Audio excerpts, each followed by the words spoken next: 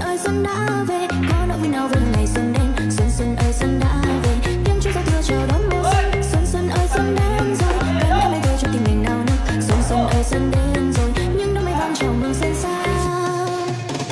Nghe âm vang bỗng chốc yên lặng.